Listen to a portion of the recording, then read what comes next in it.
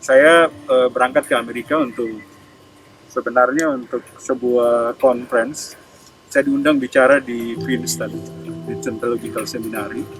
Eh, Lalu kemudian ada beberapa pertemuan dengan profesor di University of Wisconsin di Madison.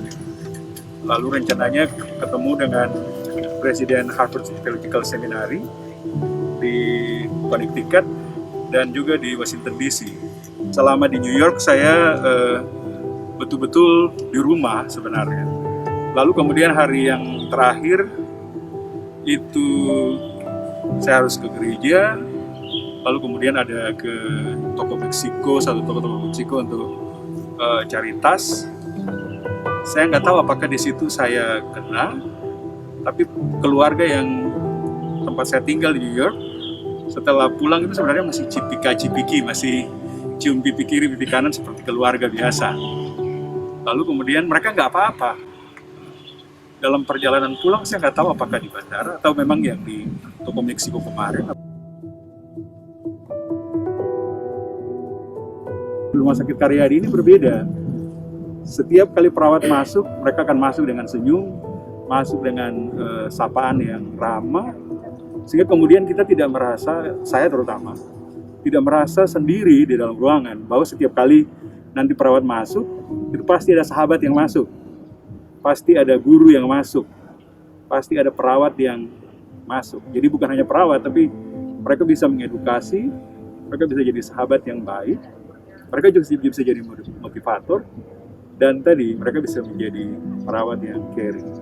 Saya ingat perawat misalnya sampai mencukur kumis saya, itu kan sesuatu yang sangat luar biasa.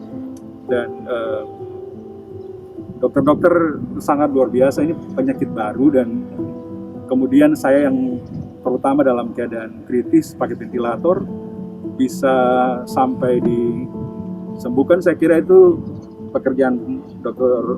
Muklis, Dr. Thomas, dan juga tim perawat dan ahli gizi yang sangat luar biasa. Saya kira ini kalau Dr. Muklis bilang hanya 20% bisa selamat dari ventilator, maka saya kira ini bagian dari pekerjaan dokter selain mujizat Tuhan ya. Tapi ini pekerjaan dari para dokter, perawat, ahli gizi yang sangat luar biasa saya kira.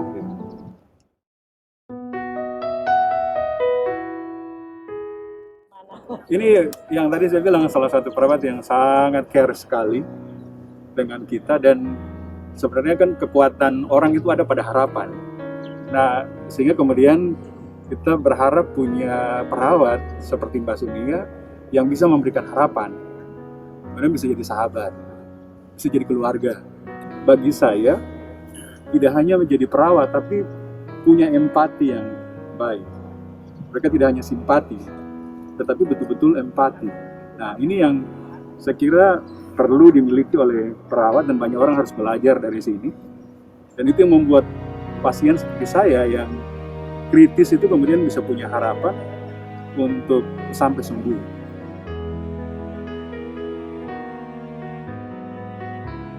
Menurut Dr. Thomas, saya berada pada fase yang sangat tidak bagus, kritis, lalu kemudian menjadi sembuh. Kalau saya yang kritis kemudian bisa jadi sembuh, mestinya banyak orang yang lain juga bisa sembuh. Dan untuk masyarakat, tetap patuhi regulasi pemerintah, karena meskipun COVID ini bisa disembuhkan, tapi prosesnya itu sangat panjang dan tidak gampang. Bisa ngomong, yang pertama dicari saya terharu. Terang saat itu saya juga sempat meneteskan air mata. Ya Allah, pasien saya sembuh. Dari tidak sadar sampai menjadi sadar, sampai menjadi benar-benar sembuh. Dan rencananya hari ini pulang, saya bersama tim teman-teman dari ICU sangat terharu. Jadi poin di situ adalah yang penting adalah satu adalah monitoring ketat, kemudian yang kedua kita mengurangi risiko terjadi infeksi nosokomial maupun infeksi-infeksi yang dari hospital. Kemudian yang ketiga kita support oksigenasi cairan adekuat pada pasien dengan monitoring ketat secara intensif. Kemudian hal yang penting juga adalah tadi yang sudah disampaikan Pak Ishak adalah kita selalu memberikan stimulus motivasi pada pasien, baik itu verbal non verbal, supaya pasien itu mempunyai harapan, mempunyai motivasi untuk tetap melanjutkan kehidupan ini, melanjutkan perjuangan melawan COVID di saat kritis tersebut.